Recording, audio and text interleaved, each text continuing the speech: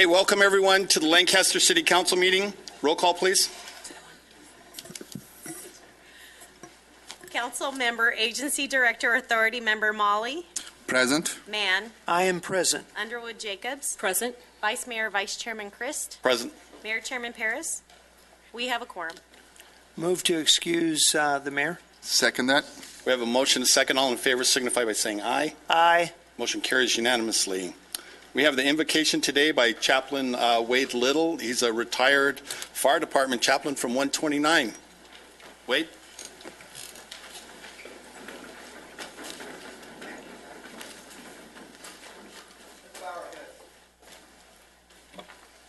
Dear Lord Jesus, thank you that you are the creator of heaven and earth. You're the one that appoints people into positions of authority.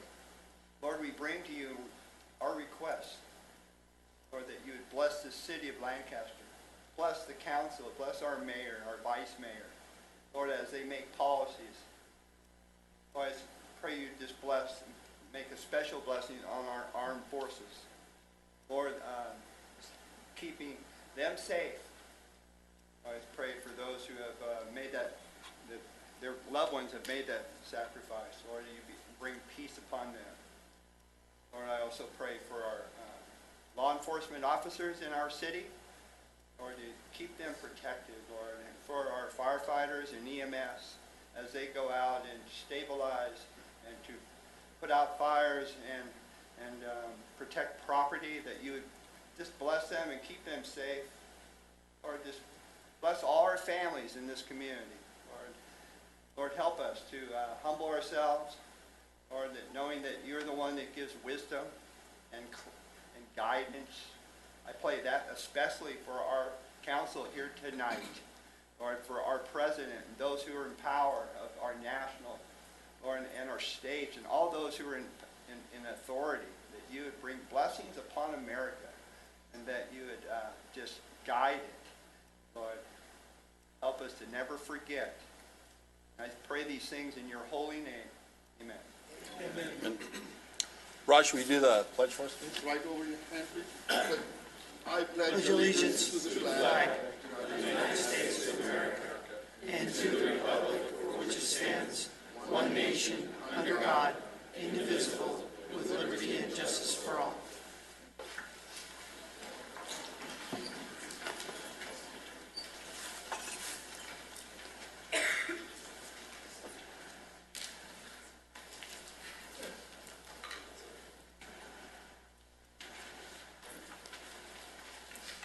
Mark, will you join me?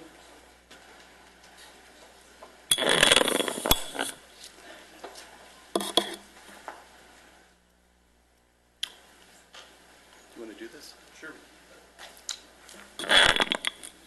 Mr. Munns, if you would come down with your family, we're going to make them come here too.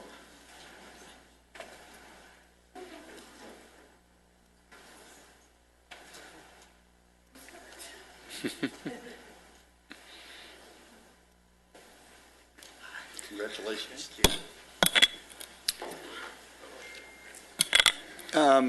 Every year we have employees retire and we hire new employees, and it's sort of the way of a city because the city will go on forever.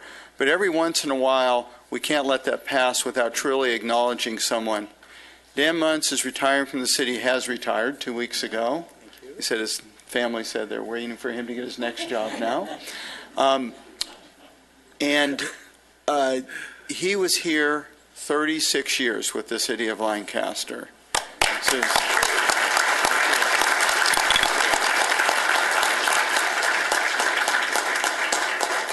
But it's not the 36 years. You can imagine if there was a person you didn't want to be around, 36 years would be a long time, okay? I can truly say and speak for everyone here, Dan is a joy to be around, was a joy virtually every day.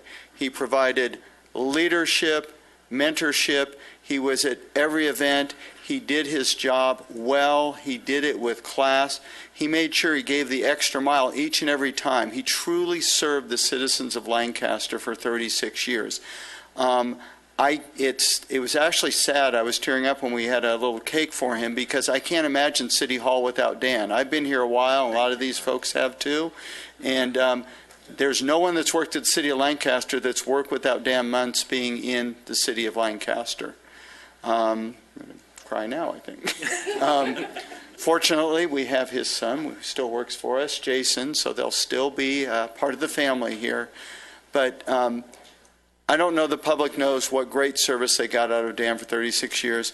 It is a sad day, but truly we're happy for you, and enjoy the next chapter. Thank you, Mark. Thank you so much. I'm going to have a picture. Why don't you say a few words and I'll get a picture.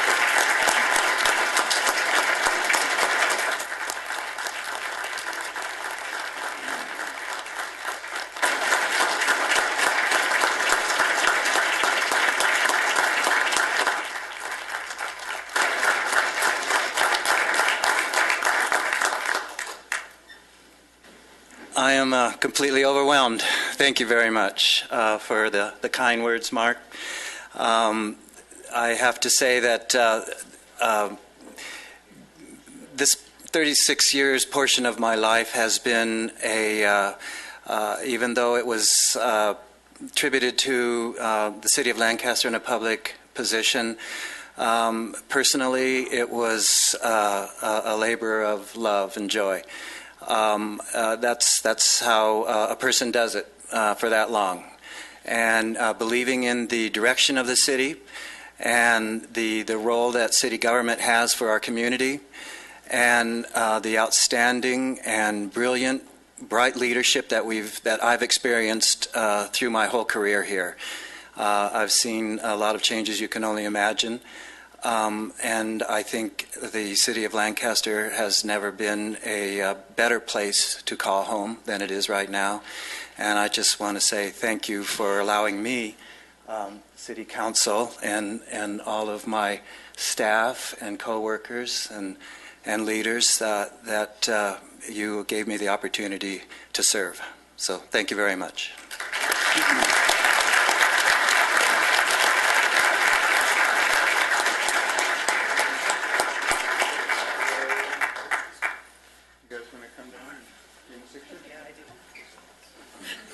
Hold on 1 second, Joe. We're going to get the rest of the council. Okay. And if there's any friends or family that want to approach the stage.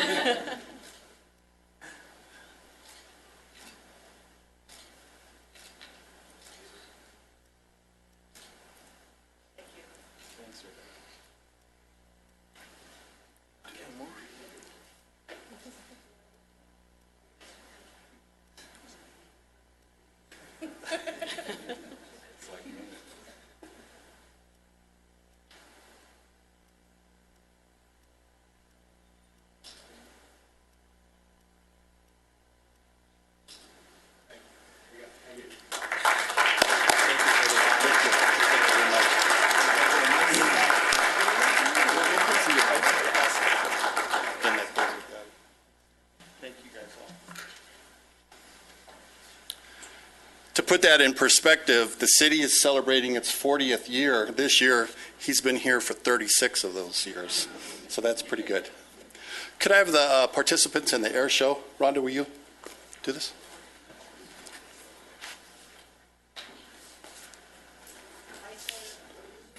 All of it.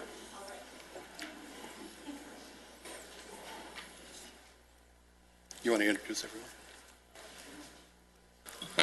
Sure. I'm proud to represent the Los Angeles County Air Show for the 2017 year, and these are some of the board members of the Air Show, and we'd like to, we have a little presentation that Dave Vieira is going to lead us in, I believe, with Vice Mayor Marvin Christ.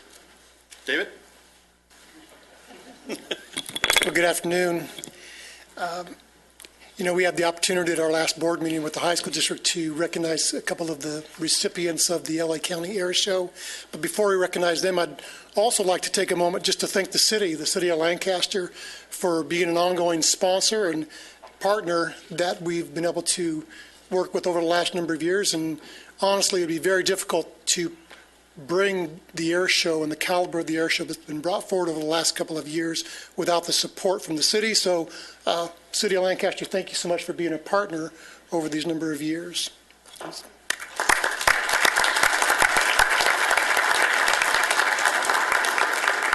And tonight we're going to recognize, we have 3 students that are recipients of the LA County STEM Scholarship. And just to give you a little bit of background, there were 33 applicants that actually applied for this, and there was a criteria that was put together that each of them had to fill out an application, put in their transcripts, actually write an essay that states why they're interested in the STEM field. And then there was a rubric that was developed by the scholarship committee that spent a lot of time going through that, and then through that process came forward with 3 students for that honor. And again, before we recognize the students, I'd like to take a moment just to recognize those that were part of the LA County Air Show Scholarship Committee. So Ms. Danita Wynn was part of that. Betsy McKinstry, sorry. And Brett Haas, who is not here this evening, was also a part of that. And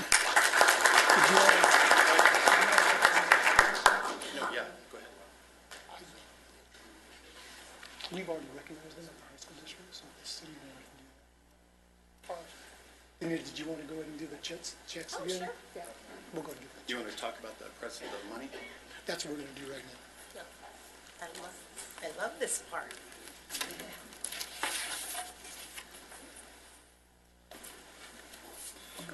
Our first student that we are here tonight, we are missing one student. Richard Guzman, who goes to Palmdale High School, just attended the Skills USA competition and won gold. And so that means he'll be going on to national competition in Louisiana. But he won gold in engineering and manufacturing. What high school was that? Palmdale High School. Oh, I'm going to slip in a few more high schools behind. Isabel? That's you. I'd like this young lady to just tell you just a little bit about herself, just where she's going to go to college and her grade point average. Okay, that'd be great. Isabel? Okay. I would just like to say thank you so much for the scholarship and for supporting everyone in STEM fields today. I'm at Courtsville High School. I'm a student at Courtsville High School. I have a weighted GPA of 5.054, and thank you. And I'm planning on attending Johns Hopkins University in the fall, majoring in biomedical engineering.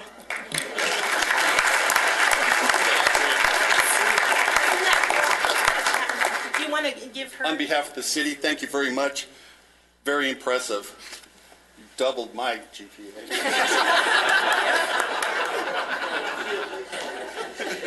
And our next recipient is Emma. Emma, would you come up and just tell a little bit about yourself? All of this, I have to say, of all the applicants, they were all very impressive. It was really a very hard choice. But these 3 just stood out, so. All right. My name is Emma Neal, as we said before. First of all, I want to thank you for the scholarship. It really is a big help for college. I know it's very expensive. But I'm definitely looking forward to my time going into engineering. I plan to go to Cal Poly San Luis Obispo to study electrical engineering. Something that really influenced my passion for engineering was I got an internship down at Edwards last summer and had a great time there working with all those brilliant people. Right now I go to Lancaster High School. I have a weighted GPA of about 5.4, and I'm involved in lots of sports and clubs.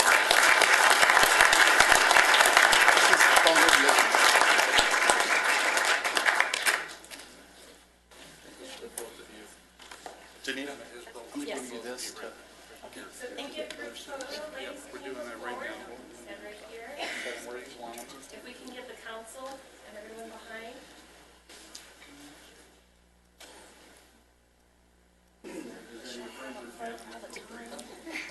You need to be in. Sir, can you look over this way a little bit? Hey, David, swap with me. Yeah.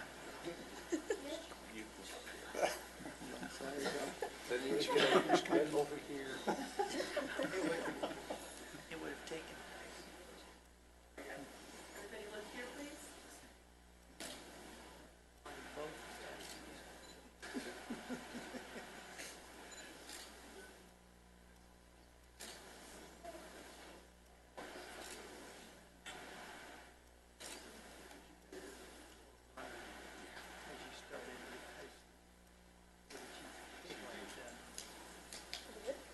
And one right here. Thank you. Thanks, folks. Thank you. Appreciate it. Thank you, dear. Thank you.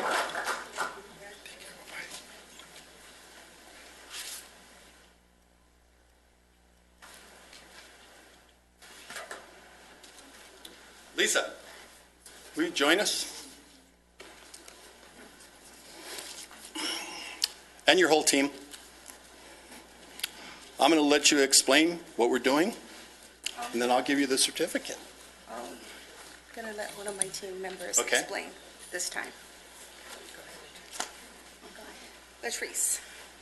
Hi, good evening, everyone. So what we are doing, you want to explain what we're receiving? Absolutely. All right, so we are SARS. We are the Rape Crisis Center. We are the team that responds to the crisis calls in the Antelope Valley. And what we are receiving today is a proclamation from the city of Lancaster. We are so excited to be receiving that to acknowledge April as Sexual Assault Awareness Month.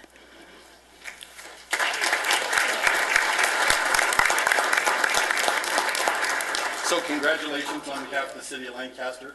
We appreciate what you guys have done. So this is our 16th year? 16th or 17th year of doing this. So We have everybody do a few steps this way. Right. Gonna take a few smiles.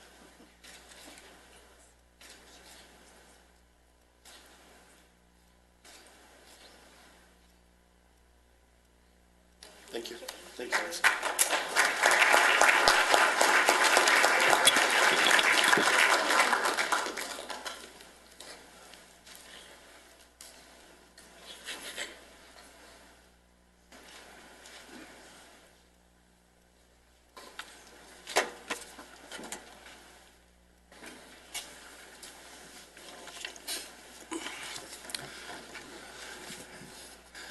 Where'd David go? I want to ask him how he gets 5 point something grade point average. City manager, anything to be removed? No, sir. Council minutes.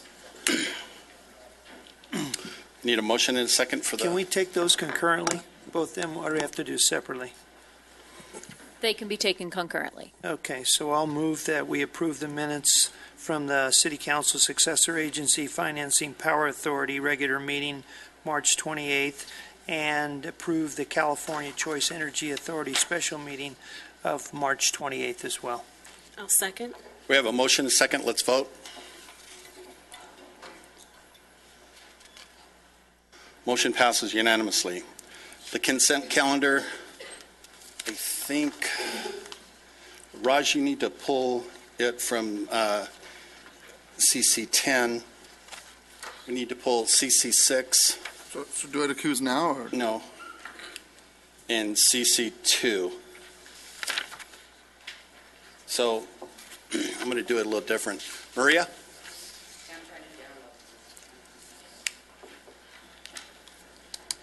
Brett?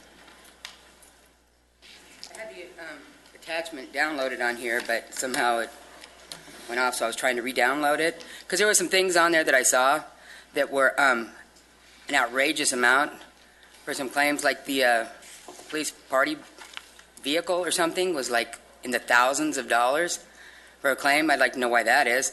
Also, there was like hundreds of thousands of dollars from the Southern California Edison, which I'm just wondering why that's so much as well. And see, it's not coming up. So there was some other ones on there that I wanted to like ask about. I also think, as far as claims go, I've been asking for this for a while, for some investigation into the Muni Services claims. That's something that I think needs to be checked out. And insurance claims as well. I'm going to submit some things to the for some claim deals that I would like to have checked out or become public record. So I guess I'll just go ahead and do that. Okay. Because I can. Okay, thank you. Thank you. Fran, CC6?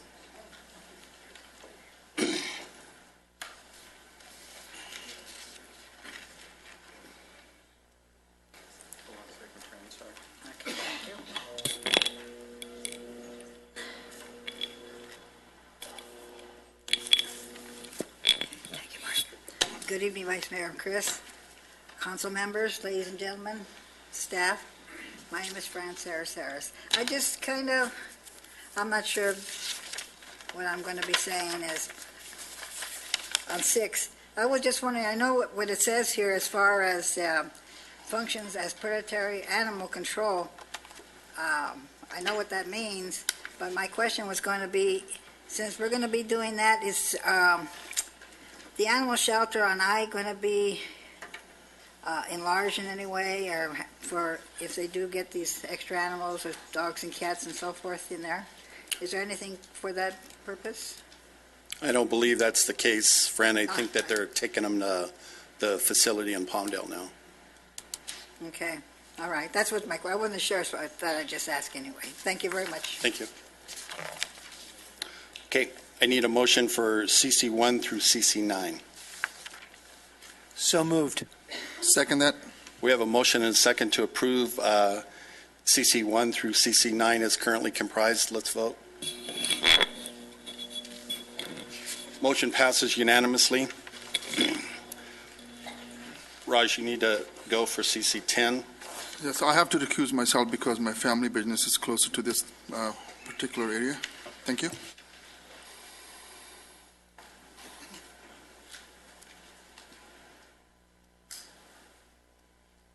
CC10. You want to make a motion, Ken? Sure. I didn't know if we had a speaker's card, but no, I'll make a motion to approve CC10. I'll second. We have a motion and a second. Let's vote. We have 3 yes votes with Raj Mali recusing himself.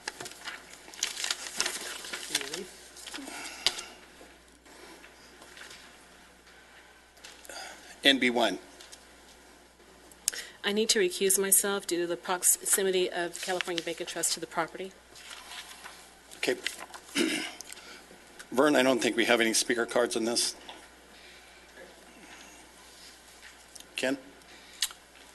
If that's the case, then I'll move that, make the recommendation to approve the purchase-sale agreement with Mark Thompson, item A, and appropriate $174,079 for using proposition fund balance for the expenditure from the account for the acquisition. Second that. We have a motion and a second. Let's vote. We have 3 yes votes with Angela Underwood Jacobs recusing herself.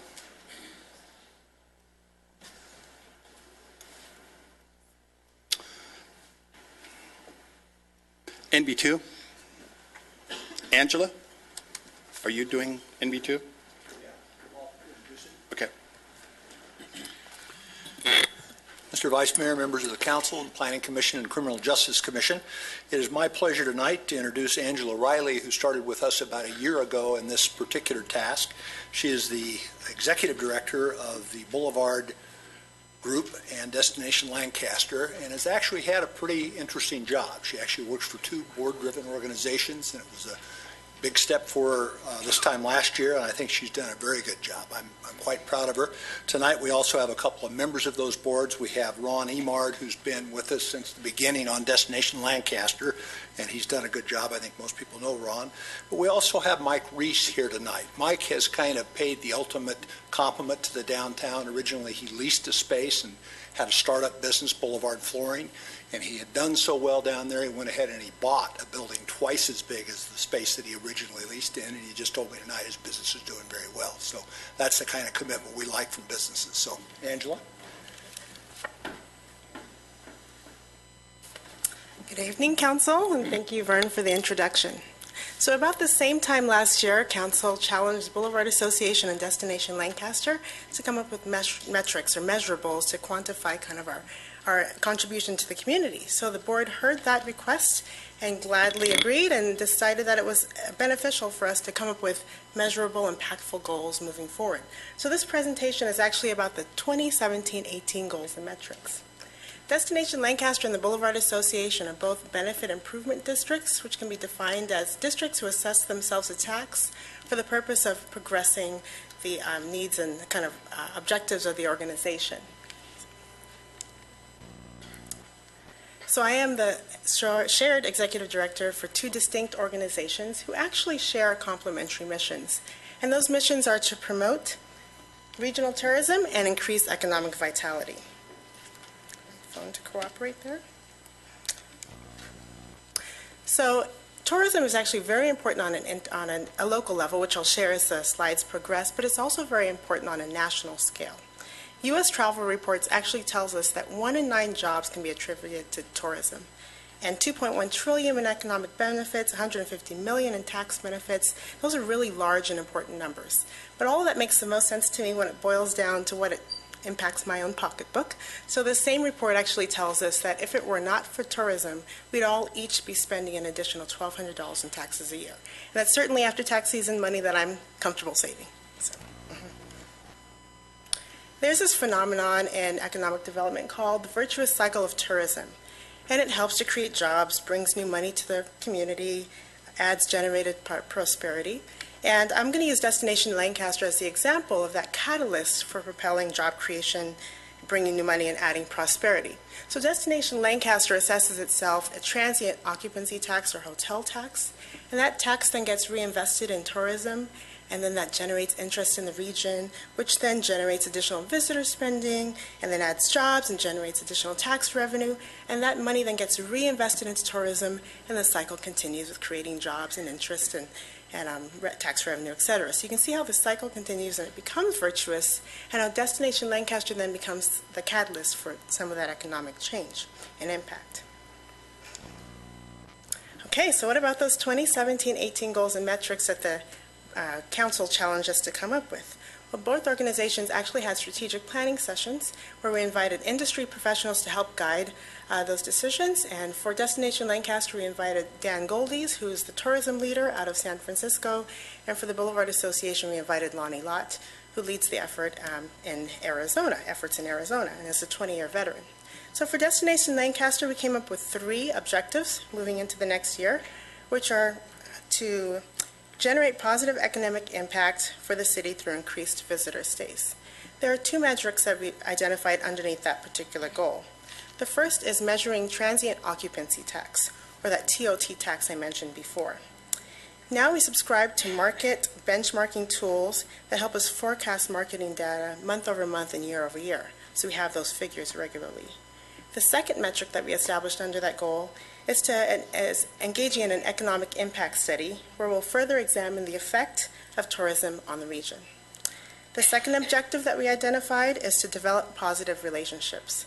Our most important stakeholder group are the hotels. There are 9 partner hotels in Destination Lancaster. And we've made it a point to meet with them on a regular basis, monthly, as a matter of fact, to kind of talk with them about industry changes and trends in the hotel industry.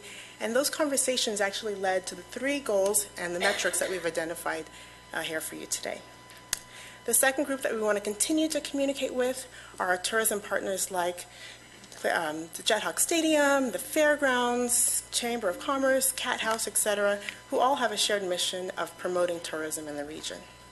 And then, of course, we always appreciate opportunities like this, where we get to speak before council and talk to you about Destination Lancaster, its goals, and its impact on the economy.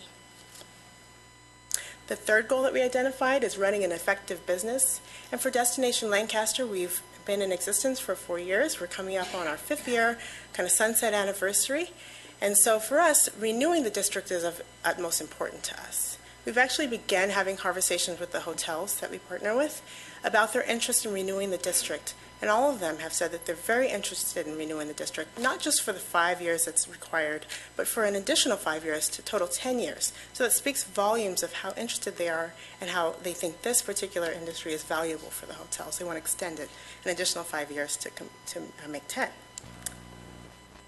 So drilling down into the metrics and accomplishments that I talked about, we're really proud to report that transient occupancy tax is actually up to 29% over our inception. So in 2013 to now, it's increased 29%.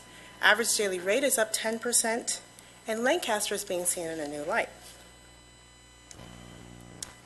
So pictured here is the adventure guide, which some of you in the community may have seen. It's Destination Lancaster's guide that kind of creates a snapshot of the many things to do in the valley. And it's placed in each of our partner hotels. It's distributed throughout the community so that when visitors are in town, they know the many things that there are to do in the Antelope Valley. And unfortunately, there aren't enough pages to tell that story, but this is a great snapshot. And so the website is another tool that we use to get the word out about this destination. Last summer, we actually introduced this new website, and since its inception, we have 1.7 million organic visitors or new visitors to the site. And it hasn't been a complete year, so we're really proud of that number as well. And then in recent months, we've hosted familiarization tours for the media, where we invite them to see an aspect of the community. So in February, the writers were up, and then the likes of Forbes magazine, USA Travel, etc., prominent bloggers, came to town, and we introduced them to art and culture in the valley. So they saw facilities like the Museum of Art and History and the Performing Arts Center, which we all know are anchors in the community for arts and culture. And they were all pleasantly surprised with what Lancaster has to offer. And then we did it again in March, where we invited writers up to see the air show, which was presented today, and it was one of my personal favorites, by the way. And they enjoyed it as well. As a matter of fact, we didn't only reach English-speaking audiences, but we reached a bilingual Chinese-speaking audience. We had several bloggers who were part of the tour who had multilingual blogs and also communicated with Chinese Mandarin-speaking visitors. So those impressions, the Chinese speaker visitor impressions, were 200,000 for that particular tour. So we'll include more of these and introduce media to the region if they aren't already aware. And so you can see one of the quotes from California Visitor Bureau that talks about who we are and who we've become and how they see us in that light. So now I'm going to switch gears and hats and talk about the other organization with its own separate board, which is the Boulevard Association. And the Boulevard is often heralded as Antelope Valley's premier destination for arts and entertainment. It's a title that we're really proud of. And I don't think that title comes without first recognizing the plethora of events that happen downtown, to the credit of the Parks, Recreation, and Arts Department, Rhonda and her team, who for year after year have run very professional, very exciting events downtown that draw thousands and thousands of visitors to the downtown. And the Boulevard Association is very proud to partner in sharing information about these events. So the Boulevard Association also stood up to the challenge and came up with goals and metrics for the organization. The first of which is to enhance the economic impact of the Boulevard. And we established 3 metrics that fall under that objective. The first is to see increased property and sales tax, to see new businesses come downtown, to make sure that pedestrian traffic remains high. And we're really proud to report that all of those things are happening. As a matter of fact, property tax and sales tax are up. And then this year alone, since January, we've had 12 new businesses that have come downtown. 12 since January. That's a really a number that we're definitely proud of. We have, speaking of arts and culture and that type of business, we actually have Amped Music Studio and a Kung Fu martial arts studio that's opening its doors and having its grand opening celebration this weekend. So we're really happy to have them join us downtown. And I personally love shopping. Anywhere I go, I shop. My fiance actually prefers that I do more window shopping than real shopping, but there's something to be said for retail therapy, right? Okay. So there's a new retailer that's downtown. It's actually Mirror Boutique that's opened, and so that's a great place to shop. And we have the Fitted Gentleman that offers men's formal wear and kids' formal wear. So plenty of new places to shop downtown. And then speaking to the entrepreneurial spirit of downtown with its many small businesses and small business owners, we have At the Office, which opened in recent months, actually this month. And they offer virtual and executive office space for the entrepreneur. So if you're a new business looking to start up and need a space to do so that's a bit modest, then they offer that for you. So we're really proud of the multiple businesses that have come downtown, and there are many, many more to come. And then pedestrian traffic's up. We actually have a pedestrian counter downtown that tells us how many visitors are here on any given weekend. And we're also proud to report that traffic is up 11 to 18% in key areas of the downtown. Okay, so I'm really, really excited about this slide. I'm excited about everything, but this slide in particular, because the Boulevard Association is especially proud to share that we were invited by the International Downtown Association to participate in a groundbreaking survey that essentially allows us to gather the metrics that we have been looking for in certain key areas around certain themes like economy and resiliency and density, etc. And we've been invited to be one of 13 kind of inaugural cities to participate in this research. Among cities like Santa Monica's Promenade or Union Station in San Francisco, Seattle, Washington, San Antonio, Texas, and those are just a few of the 13 who are part of the study. So we represent a cross-section of small and large downtowns, and many of the names you recognize. So that's certainly an honor to be amongst those cities. That said, we're going to come out with metrics for our particular downtown, so the next time we stand before you, we'll be able to share kind of numbers around those themes that I mentioned. And we'll also be influencing metrics that will be used on an international scale for downtowns like ours. So the information that we gather from this will be presented at International Downtown Association's annual conference in September, and then shared as a tool for downtowns like ours across not just the nation, but internationally. So really proud moment, and we're excited to participate in June. We'll be sharing more about that soon. And so the second objective the Boulevard Association established is to maintain clean, safe, and vibrant downtown. Now, the board could have chosen any objective and goal, but they decided that this was of utmost importance because as merchants, people may not be as excited about coming downtown if it's not clean, safe, and vibrant. So we established several metrics underneath this particular objective. The first is the introduction of the ambassador program. You see some of the ambassadors pictured there. And just over 6 months ago, we introduced the program in conjunction with the public safety team to help create a safe and hospitable environment downtown. We're thankful that the program is already looking like a success. The merchants have already told us that there are less challenges that they experience and response times are up, and that there's an increased connectivity with the patron because the ambassadors then suggest for someone downtown a place to eat or a place to shop. So we're excited about the first 6 months and looking forward to the next 6 months, in which we're establishing benchmarks to kind of tell us about the interactions and the results of our interactions. So we'll share those details the next time we're in front of you. And then the other objective within that is the Boulevard Association in January decided to start a Safety by Design program where we're encouraging merchants to take a critical look at their own storefronts, so that if they're looking at landscaping, they think about things like a bush that may invite unwelcome behavior, and perhaps to look at it from a different perspective to make sure that there's a clear line of sight to the business to create the most safe and inviting environment for the patrons and for the store owners themselves. And the store owners are already actively participating in that effort to make sure that the downtown remains beautiful. And nothing really happens the way that it can, to this extent, without partnerships. So I have to say that we have another partnership in development services.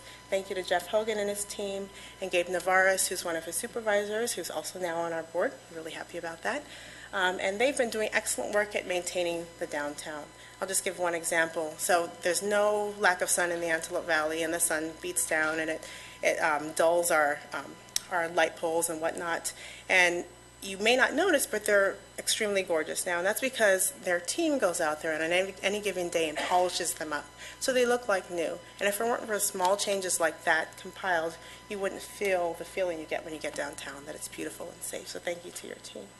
And so the Boulevard Association and Destination Lancaster are really thankful for the partners we have. We're really proud of the milestones that we've already accomplished, and looking forward to 2017-18, where we've established these new goals, metrics, and objectives, and look forward to making all of those happen. So I'll take a moment to reintroduce our president, Ron Emard, for Destination Lancaster, and our board executive here, Michael Reese from the Boulevard Association, to join me at the podium if there are any additional comments they'd like to make and any questions that the council may have. Thank you.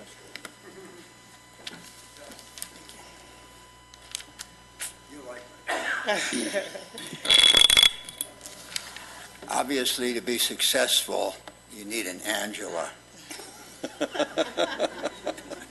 No, we're very proud of it. I'm on the Antelope Valley Fair Board Association, so we're a big part of it. And we are promoting visitors to the Antelope Valley in many different ways. So Angela's done a wonderful job, and we thank her. And the partnership with the Chamber and especially the Boulevard Association is working out quite well. So keep going. Sure, yeah, and Angela, great job, yeah, thank you. Can't say enough about the Boulevard. It's been fantastic for my business.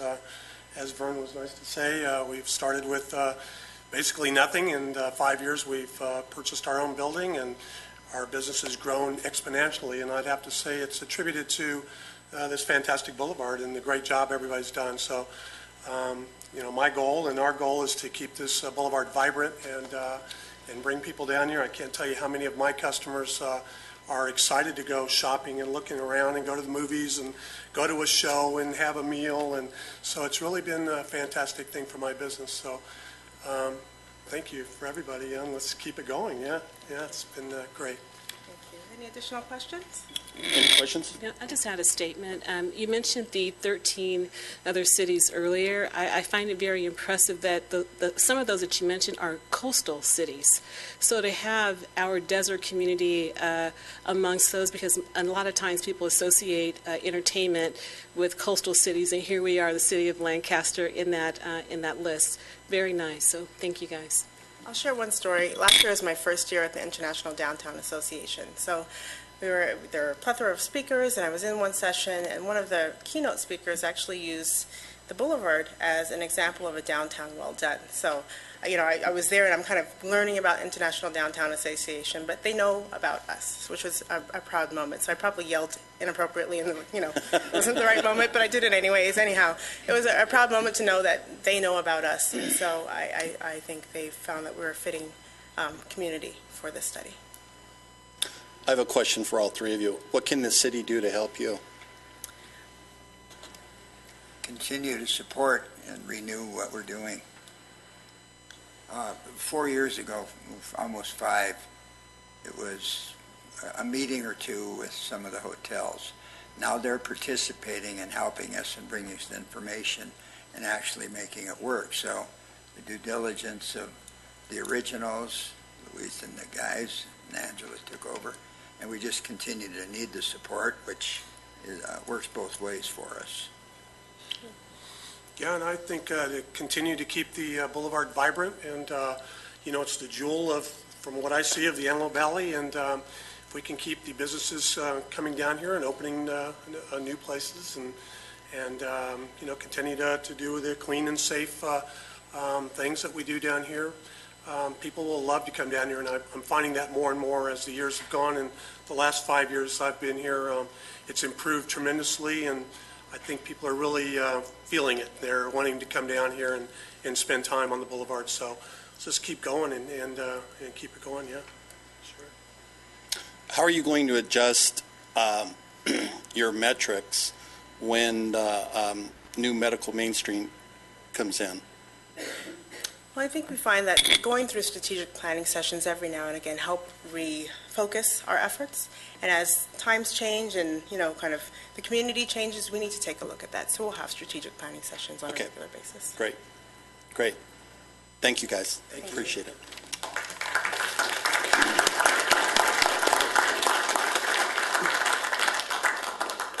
Any questions, comments? Okay. Do we not need to make a motion to receive and file? I don't think we do. No? Okay, so let the record show that. Okay. CR1, no report from the ABTA. The Sanitation District, no report. And then the other council reports. Ken, do you have any? None whatsoever. Not unless you want the AQMD. I don't think there was anything of significance that we need to report out there, do we? I think we're going into a different direction as far as we're going to look at electric lawnmowers. We did do some giveaways. We've done those as test projects for several years now. But the riding lawnmowers, they have some with the actual solar units on top of them, and they can do up to 5 acres at a time. So, and it's cost effective. So we're going to start looking at those. So that was very good. I was happy to see Mr. Molly today at the Board of Trade. Gave a great presentation. You want to talk about that, Raj? Yes, I just wanted to give a little update and the latest what's going on with the medical Main Street, and it went really well. Everybody had our city business leader there pretty excited about that, and it's not going to happen overnight, but we are definitely in progress. So it will, and I think I'm thinking about doing more with the Chamber of Commerce and other luncheon and stuff, so people can be more aware of that. So we will do more often, I would say. And also one more thing I wanted to I don't know if I jump in, but Poppy Festival was just last weekend, and I brought my kids, and I just want to thank you, our staff. They did a wonderful, wonderful job. It was a great event, and it was great, and we had opportunity to be there, and truly enjoyed it. And I was so happy to see everybody was out there from Antelope Valley and the neighbor cities. So thank you again once. Angela? Okay, City Manager. 3 things. One, I want to piggyback on what Raj said regarding the Poppy Festival. It was outstanding. It was led by our our Parks, Recreation, Arts Department and our Public Safety Department. And when we first started to do events, there was really a role for Jason and myself. Now there's really not much of a role except to be there. In fact, Rhonda's she fooled us for the first couple of years. She said, "Can you go check the perimeter?" And we would drive around with the carts checking things, realizing that she was trying to get rid of us. So that's a true story, by the way. And it's also true it took us a year to figure it out. But one of the things we do beyond Did you notice all the council writing that down? Yeah, I did. One of the things, though, that there is a role to be there beyond if, things need to be decided or whatever, is you look for little things. And that's how you tell, do you have an engaged staff? Is the staff engaged? Do people care? Are they just going through the motions? And you may not notice things, but it's simple things. We had 2 directors, Rhonda and Lee, that got there at 7 a.m. and left at 9 or 10 p.m. each night. And you just don't get that. Some people will just mail it in. There was first-class signage everywhere. I can't tell you how many events I go to where you don't know if a vendor is supposed to go left or right and where you park. The signs were in the right place, and they were professional signs.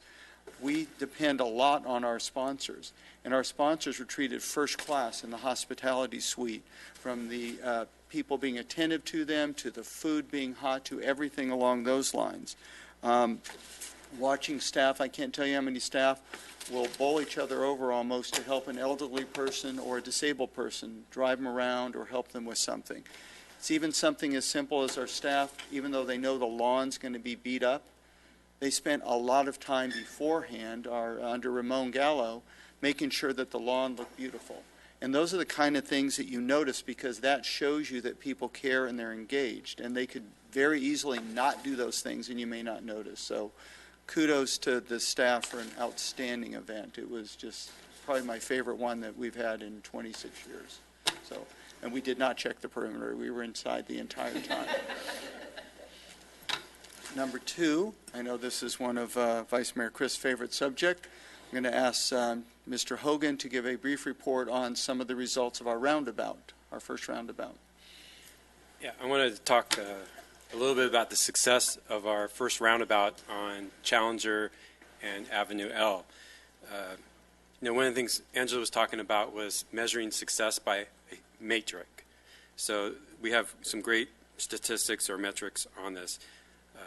So the 4 years prior to the roundabout being operational, on average, there was 6 collisions a year. And over half of those involved injury and at least 1 fatality. So last year, when the roundabout was operational in February, there was 1 collision. And then this year, there's been 1 collision. So that is definitely success right there. And the collision this year was proper damage, DUI, and last year was a rear end collision and no injuries. So I think to put it in perspective too, I looked at the average daily trips for that intersection. So going east-west, we have about 14,000 average daily trips. Going north-south, we have about 7,000. And then I was asking our parks director, because a lot of the traffic, I'm assuming, is probably the soccer center, about how many vehicles does she think that we get over there by the soccer center. She said around 180,000 a year. So that puts in perspective that we've had one collision this year and one last year compared to the previous 4 years of, on average, 6 collisions with injuries, over half being injuries.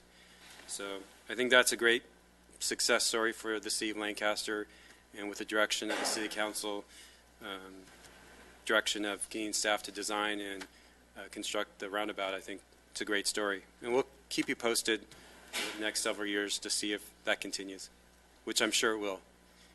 Thank you. Yeah, I just think that Marvin needs to take note of that. You know, I know that that's not one of his his agenda items that he loves to support, but I think that's great to hear that. I do. So I what's noticed the the picture of percentage it. that it's down? What's the percentage? So if we did the math, we went from 6 to 1. So we do the math. Can you do the math on that one? Yeah, that's -5. No fatalities. No fatalities.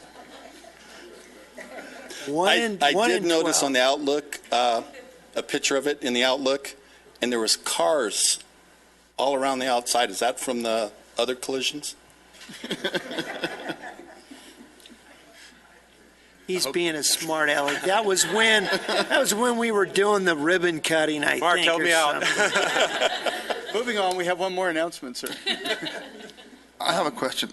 How many more roundabout we are is coming to Lancaster? I mean, Too many. 37. No, I mean, I know we eventually we will. No, we have But- 2 at Lancaster Boulevard and 15th East, and Lancaster Boulevard and 15th West. So 4? That's going to be 3. Two more. One on each side. We're also looking at other locations for it, but those will be the 2 that are already planned and in the works. And how soon they're coming? Or just a We're looking at 15th West in Lancaster, having the award this summer. Okay. Construction, fall. So we'll see that one first. All right, thank you. That's going to be a good one, Mark. Go ahead, Mark. You'll be able to enjoy that one. I know.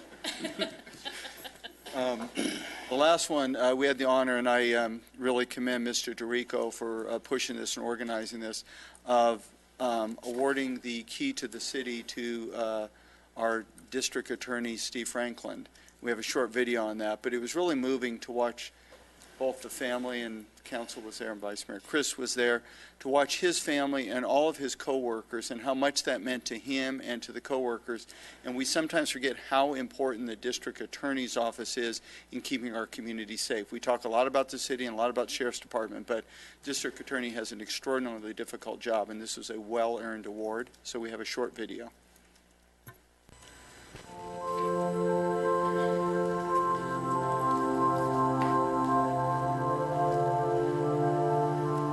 What law enforcement has done in this valley is something they've never been able to do in any other city in the country. When you look at the overall crime rates and what's happened to them, that only happens when the people at the top know what they're doing whatever's necessary to achieve the goal. And because of you and the other folks you work with, you've accomplished the unaccomplishable. And no one deserves this award more than you. It's a tremendous honor. It symbolizes trust that our Antelope Valley DA's office is going to serve this community and do justice and protect the public. I'm very proud of each and every district attorney, support staff member, DA investigator. It's so impressive that they actually believe in selfless service and not service of self. He has a willingness to listen to other points of view, He has a willingness to reach down to the city and suggest maybe a change in policies might be appropriate for up here. But at the same time, staying absolutely consistent to what the guidelines of the office are. So it's like walking a tightrope every day, and he does it remarkably well. We're truly lucky to have him.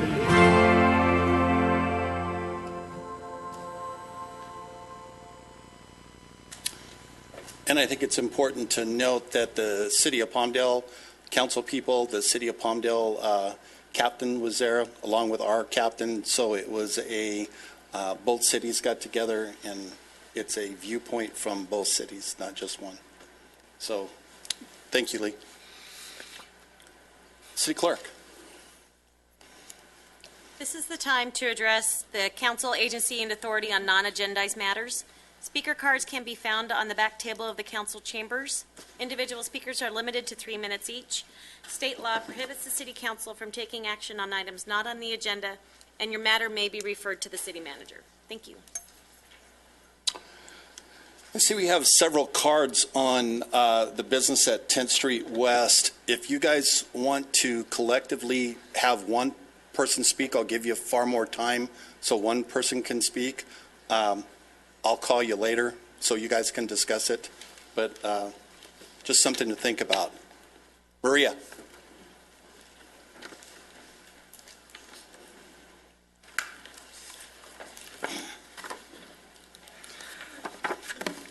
Well, since this is the Sexual Assault Awareness, Child Abuse Awareness Month, it should be every month, because I think it is the most disgusting, vile, and sickening thing that could possibly happen that needs to be addressed.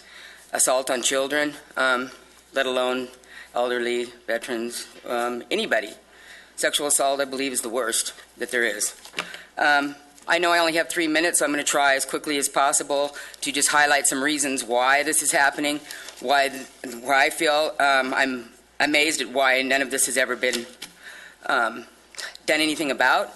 Because there was a war declared on us long ago. It was a technology info war to begin with, to get information on what to do and how to affect children. Schools was the biggest use, www.com. Schools was the biggest use of this information to find out about children, to be used as human resources and for the workforce. Schools did not want us to learn anything about the solar system or things like that we've been invaded. Things like, I know this will sound crazy to most, but looking at things like the planet Saturn, obsession with sex, food situations. I'm going to just go through this as quickly as I can because I only have 3 minutes. The Rahab Act, children being attacked at school, on route to and from schools, nothing was ever done about that. We were unable to keep them safe as teachers because we could not go in and say anything about that, what was going on. If we called, we were the nuisance. We were termed nuisance. The administrators and managers also backed that through Neighborhood Watch and things like that, where people were sent to our homes in order to create problems, to have our children taken away. Families go to counseling to find out more information, more information, more information.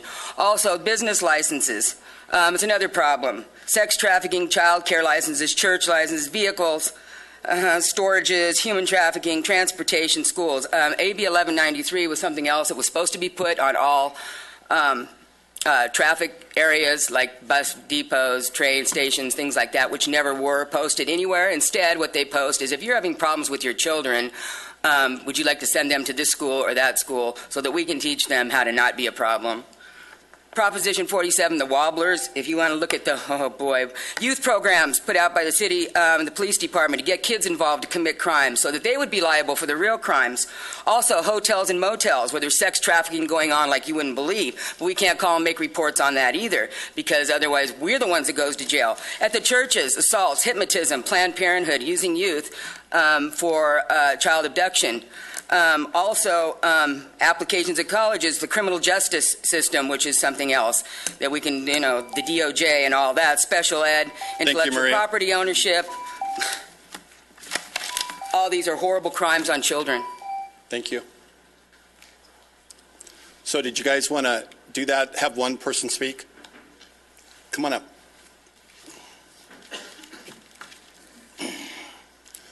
Could I have your name? Yes, sir. My name's Jeff Sheldon. Okay.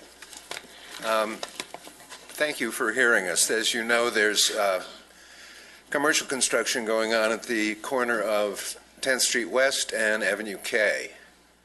My family has lived at 1051 West J15 since 1958, and the street has always been a quiet street. It's always been a family neighborhood. I grew up racing my bicycle on this piece of property, also my go-kart. There are constantly children in the street. There are no sidewalks on the street.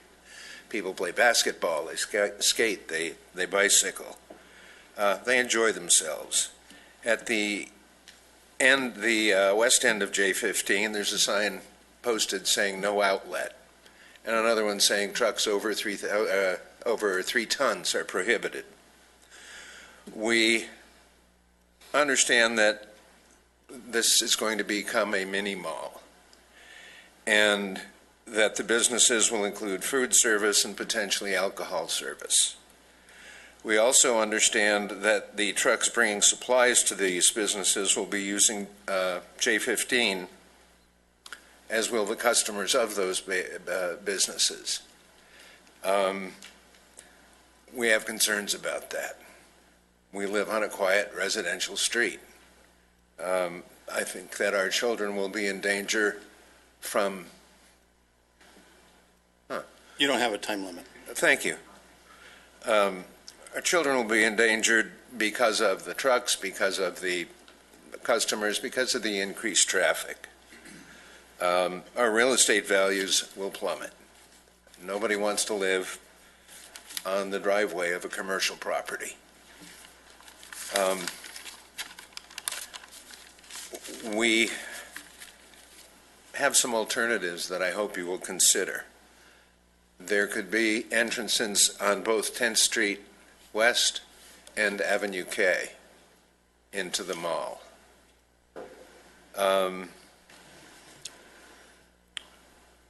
As a second alternative, there is an alley between Avenue K and J15 behind the houses on the south side of J15. If the trucks use that alley, then we'll only piss off half of the people on J15. No, it's not my half, of course. That's why I'm here. But it's my neighbor's half, and I'm speaking for them. We consider that not the best alternative. At the east end of J15, there used to be a 15, 20-foot cinder block wall. That, I don't know how long it's been there. It's been there for years. It was a great place to get a tennis racket, play tennis with yourself. There was a basketball net, a freestanding basketball net up there. When the wall went down, it crushed the basketball net. We would like to keep our sense of neighborhood. We are all close, and we've been that way for years. Everybody knows everybody. We'd like to see that wall come back. How long has it been down? 2 weeks.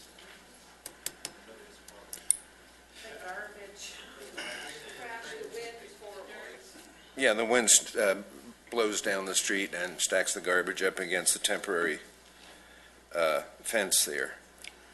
I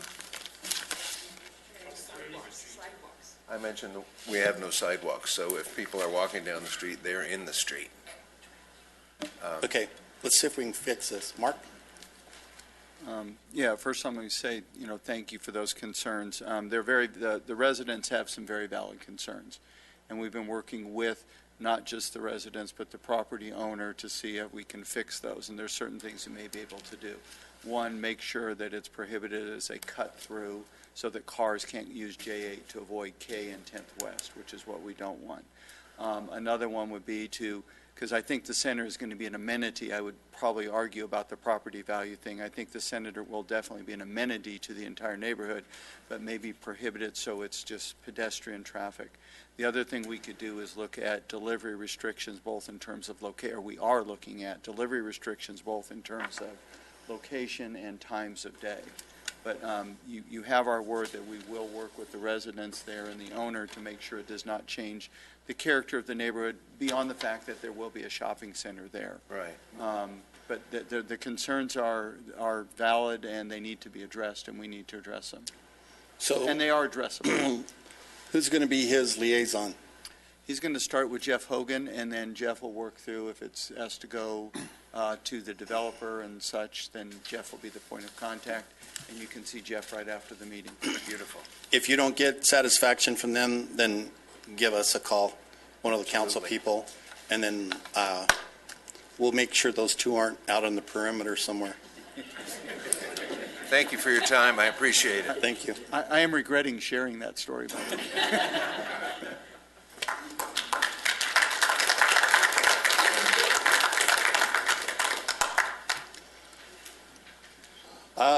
Robert Clifton? Yes.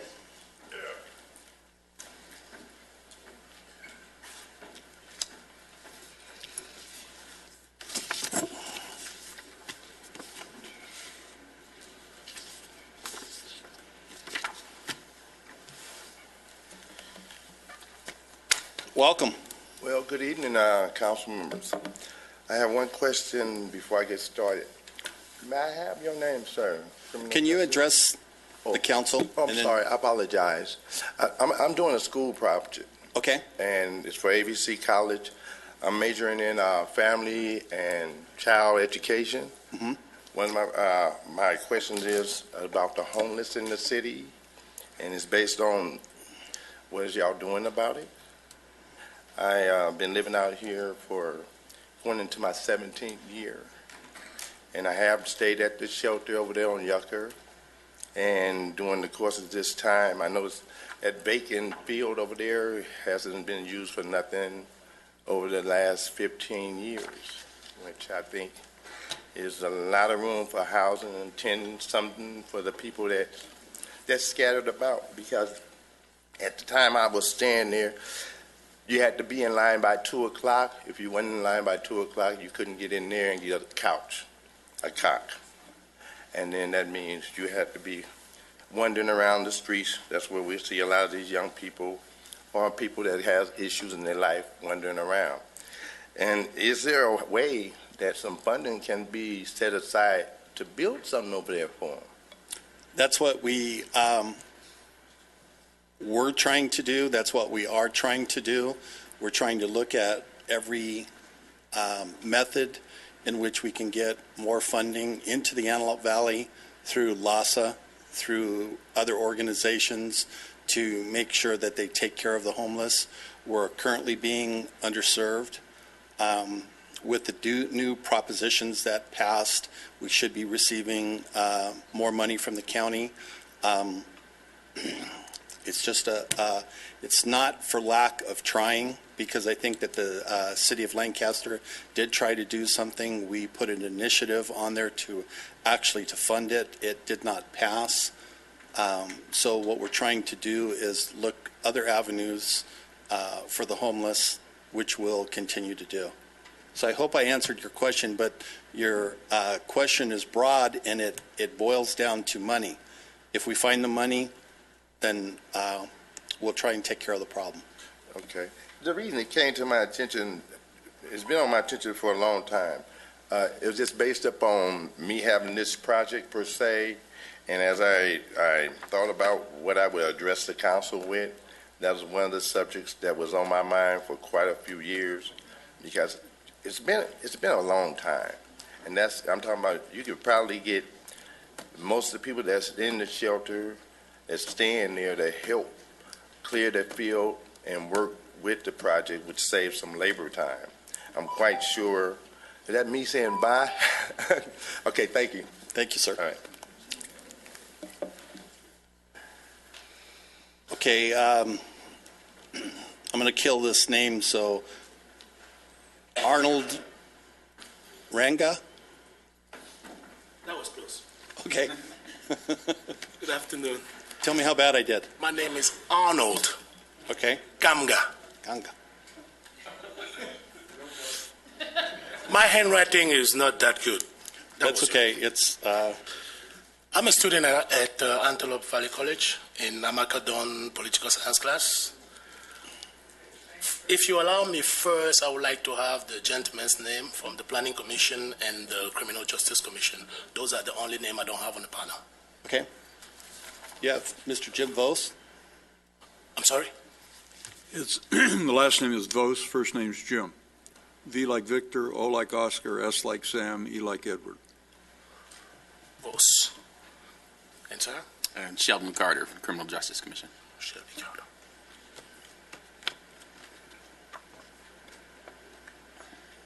Thank you. First, I want to thank you and commend you for the cleanliness, the safety, and the quality of life in our fair city of Lancaster. My question to you is, what have the city of Lancaster done or is doing for the integration of foreign students, which number at Antelope Valley College is growing with each semester? Are you asking how we're promoting it or? Not promoting it. How are you helping those foreign students integrate in our community? Mark, you want to talk about the different projects that we're doing with the school district as far as David Vieira? You can use the Chinese. Yeah, this is not an area of expertise for us. I know the schools do that as well, too. But as an example, we have a company, BYD, which is part of the Antelope Valley now, wildly successful. They're supplying buses to AVTA, which is going to be the first 100% electric fleet in the United States. So that company has 600 employees now, but there's also 25 to 30 engineers that came from China. So in terms of that, we have worked with them in terms of both housing, cultural amenities, things to do, et cetera. What the Vice Mayor is referring to is our school district, high school district, offers Mandarin classes, and they have been for quite some time now, because a lot of what you're seeing is the amount of Chinese students that came to the United States, I think, has increased 100-fold in the last decade and a half. So it is something that there's a cultural exchange between those two. So our students having the opportunity to learn Mandarin is going to help them in international business. So that's an example. I know my wife works at the West Side School District. They have a pretty robust bilingual program in a lot of the school districts as well, too. So those are two examples. I don't know if that's what you're looking for, but those Not are two really. off the top of my head. What you told me was the integration of foreign workers, not foreign students. Well, Foreign workers, engineer coming from China. Mandarin is for our students. That's diversity into the school program. It can be Latin, it can be Mandarin. That's diversity in the curriculum of the school program. That have nothing to do. Do you have a suggestion? I'm sorry, sir? Do you have a suggestion? I will bring you a suggestion. What I wanted to know first, what the city have done or is doing before I can bring. If you're asking me for a suggestion, I'll be more than willing to make. Thank you, sir. Thank you for your time. Thank you. All right, sir.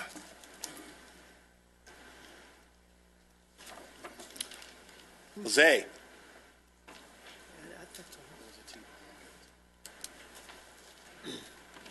Specifically. Hello, my name is Jose Alcaraz, and I'm a student at AVC Antelope Valley College, and I'm a student of Miss Amagadan. I'm pretty sure maybe you guys know her. She's talked about you guys. Yeah, she sends us our students when you're bored. So yeah, I just came here to ask you guys a couple of questions. If it's okay with you guys? Sure. It's just one question. Maybe it will apply to all of you guys. Where would you guys see the future of the city of Lancaster in 20 years? How could you guys maybe help keep it the great city it is, and maybe if you guys would keep it like how it is, or if you would or if it would turn into like Los Angeles, a really big city, or maybe just like how it is, family friendly and yeah, just small city. Who wants to go? I'll go. The first thing that I would say is that I think that we are, as a city, we're constantly evolving, mainly because all of the different cultures and different cities within America itself is evolving. So we want to always make sure that we stay ahead. Secondly, I would also say that we are a council that does a very good job with forecasting for future events. So when we're thinking about that, we're always planning ahead as opposed to making decisions that are just impactful for right now. We also make decisions that impact our future as well. Yeah, that sounds nice. Anyone else? I think there's a lot of things that you have to look forward to from the city of Lancaster. About 8 years ago, we decided that we can't live off of the federal money or the state money because it was running out. So you have a city that is looking within itself to create its own income from our street lights. We're going to be off the grid in 2020. We're going to be the first bus agency in the world to go 100% electric. We're changing out our street lights that from on the Cobra heads. We're buying those from Edison, which will save us millions of dollars. We have our own electric company now. There's a lot of things that the city of Lancaster is doing that other cities aren't. Yeah. So we're not going to run into the same problems that other cities have in the future. Okay, that sounds nice. So one of the things I just want to piggyback off of couple of the elements that the Vice Mayor suggested in regards to some of the lighting initiatives, the buses. One of the things that people may or may not be taken for granted is the air quality. And both of us sit on the AQMD board. And one of the things that's happened over the last 5 to 10 years is the air quality in Antelope Valley has gotten much better. And in reality, where our problem does come from, it's not generated here, it's generated over the hill. Yeah. So I hope that what we'll be able to continue to see is the enjoyment that everybody has of the bright blue skies and the clean air here, and hopefully that'll be a continuation. That sounds good. All right. Thank you for your time. No, hold on one second. I wanted to add a couple of things to yeah. You ask if this city is going to grow, because you know what? Yeah. If you look at the neighbor city surrounded by LA, this is the only area, Antelope Valley, we have lots of land that we have potential to grow. And the answer to your question, yes, it's going to grow. In the next 25 years, a lot more going to happen. And this city always has been a very family oriented. Yeah. We have lots of family events every year on the boulevard and many others. So we have a lot of stuff to offer here in this city. Yeah, and stick around here. Thank you. Yeah, because there's like a lot of students, although a lot of teachers. My math teacher, he's an engineer, and he, instead of getting students from here, he goes to other cities, trying to get them to come over to Lancaster, because I guess there's not a lot of engineer majors around here. But yeah, I like how you said that it could grow. So I went to ABC, and I went to UCI for my undergrad, but I came back here because this city is an amazing city to be part of. Sheldon? Yeah, I want to kind of tag along to something that Raj said. The city will grow, but what you'll notice in the growth that's taken place in the 24 years that I've been here is it's been very, very balanced. There's many different views on how the city should grow, and the city usually takes a really good look at keeping a balance to keep the majority of people happy, and keeping the things that are sentimentally valuable and valued in mind when they plan the growth. So that's something I think you can look forward to as the city grows also. Thank you. All right. Thank you. Appreciate it. Okay, we're down to our last three, my favorite. Shannon.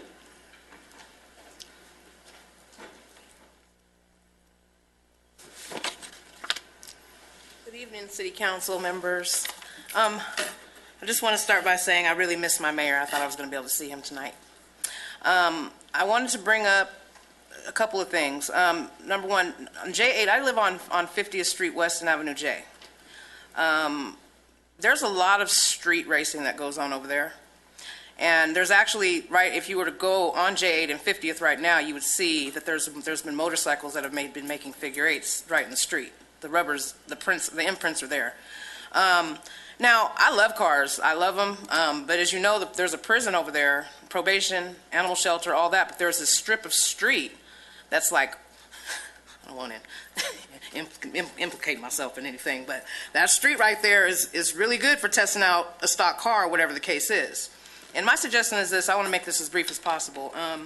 I really believe that for our youth, I think that having something, since we have the land, I know that there's Willow Springs. I believe there's a race track over there. But it's not Lancaster. I don't think that generates money for our city. I think that if we were to have something that was legal, like for the younger ones that want to show off their, people are proud of their cars out here. I noticed that. I'm one of those people. And I think that we can really generate some revenue for our city. You know, with it being supervised and things like that, doing it at certain times of the month, or, you know, something of that nature. I look at our youth. I had to tell like 3 teenagers just yesterday that I'm watching them for like 15 minutes, and I'm with a probation officer, and I'm like, you're not going to say anything to them kids? He's like, why do I need to say anything? Okay, I will then. It takes a village, right? So I'm telling them, you know, you really shouldn't be trying to climb up those roofs on those businesses and looking at their codes. You just need to stop doing what you're doing, or someone's going to call the police on you, and you don't want that. You don't want that heat. So I took care of that. They stopped doing what they were doing, basically. Like I said, the residents are proud of their vehicles. Stock. I'm a fan of the stock stuff. Legally registered, responsible drivers with insured vehicles. The youth need more interesting activities to keep them out of trouble. I really miss the BMX bike races that they used to have at Lancaster City Park, now Sergeant Steve Owens Park. I really miss that. I miss those types of things for myself. You know what I mean? And I'm grown. I've been out here for a long, long time. I'm 41, and I've been out here for 36 roughly of those years. So I did everything out here. I went to Cal State Bakersfield. I mean, the one here, the one in Bakersfield. I went to Antelope Valley College. I mean, I've done a lot of stuff out here too, so I just wanted to bring that up. I mean, it's not something I don't want any. I'm still going to always be more on the law enforcement end of anything. So I just wanted to bring that up because I think that'd be something really interesting. We already have car shows, so I just think that something like that regulated wouldn't be too bad of an idea. And I wanted to thank you for your time. Okay. Thank you, Shannon. Tell my mayor I miss him. Okay. Rex, she misses you. David Paul.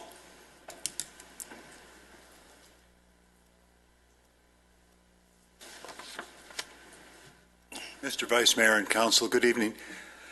Delight to come tonight and see our city work. I am very proud of this city. Everyone knows that, but it's just heartening for me to come and see how many things our city does. Mr. Bosigian, you were so right when you said it's the attention to the small details, and when I went to District Attorney Franklin's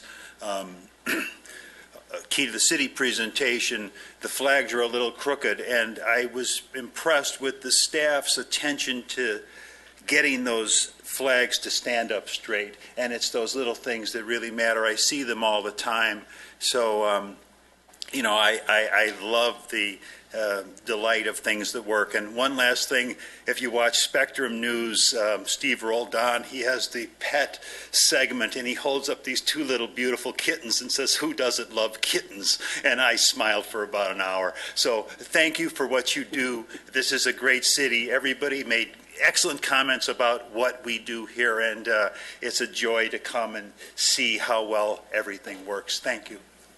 Thank you, David. Thank you for being positive. Fran, we're on a roll.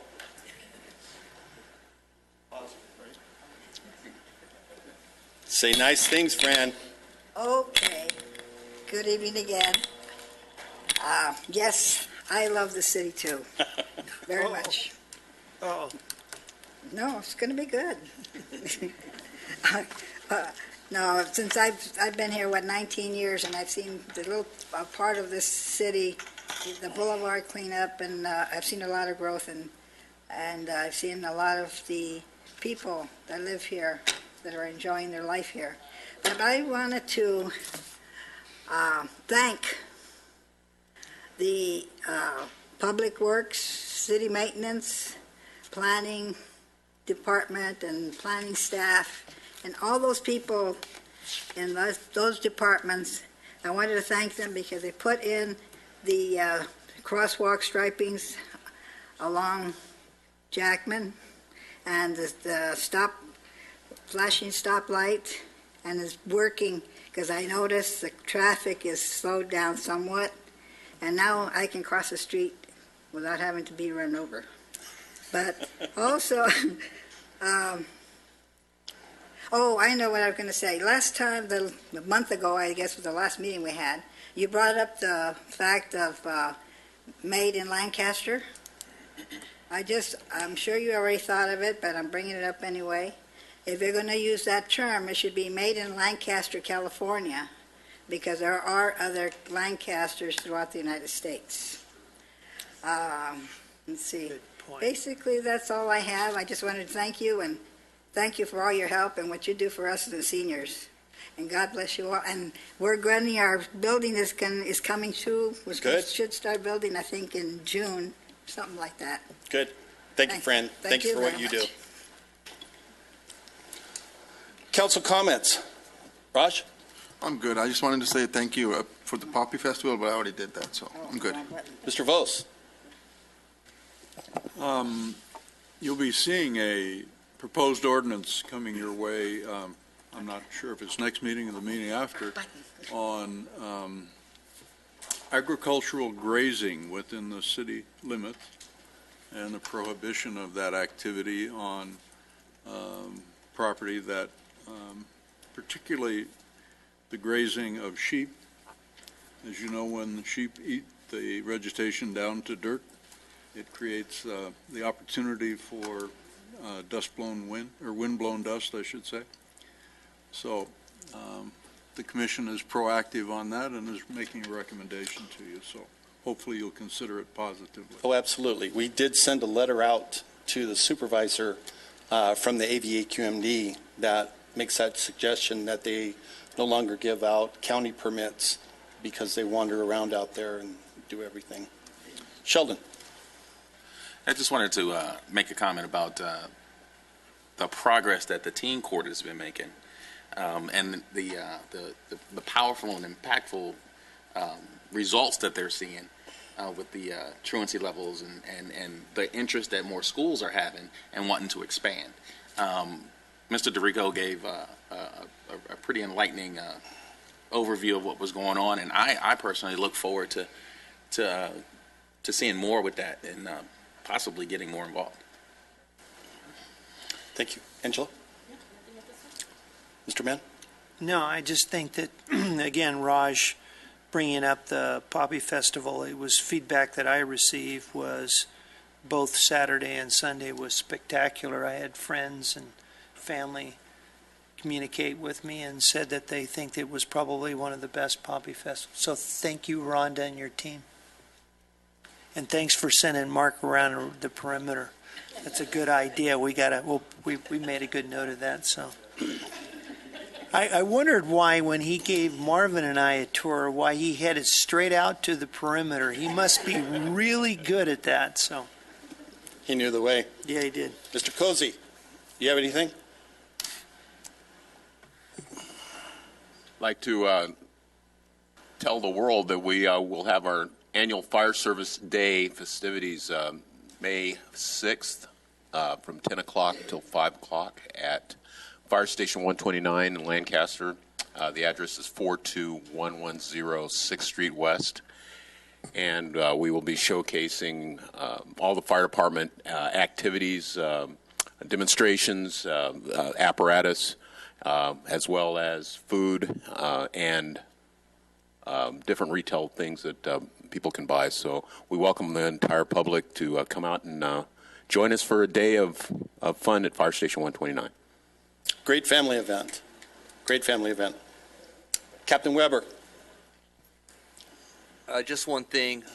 Earlier we were talking about the presentation to the DA, and we're talking about public safety and how it's a team effort between law enforcement and the DA's office.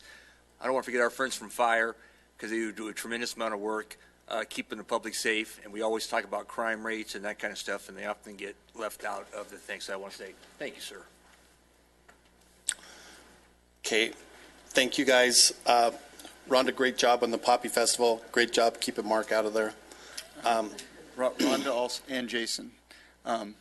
Rhonda also has the Wait, latest. whoa. I'm talking. Rhonda has the attendance figures. That had nothing to do. What has Jason got drug into that for? I don't was think saying she thank ever. you for removing you. Yes. Not so much. Rhonda, do you have figures? We do. Preliminary ticketed individuals topped 45,000 this year, so it was Wow. a very big year. What'd I say? I just would like to add, after 26 years, it becomes pretty difficult to reinvent an event quite a bit, but I think staff did a tremendous job on having some very unique things there this year, so kudos to the staff from me as well. Very, very good. You guys always are impressive. We have an impressive city. And with that, we also have been getting along with the city of Palmdale quite good. So can we invite their city manager and two of their councilmen to meet with two of our councilmen to see if we can come to an agreement with some different things so we could get together with that? Yeah, I believe we started that here a few years back, and it kind of got stopped in quickly. Maybe that would be. I think the minds are open now, Yep. so we can work on it. Maybe there's some agreements that we can come to, and we can work on some common projects. So, anybody have anything else? Okay, we stand adjourned.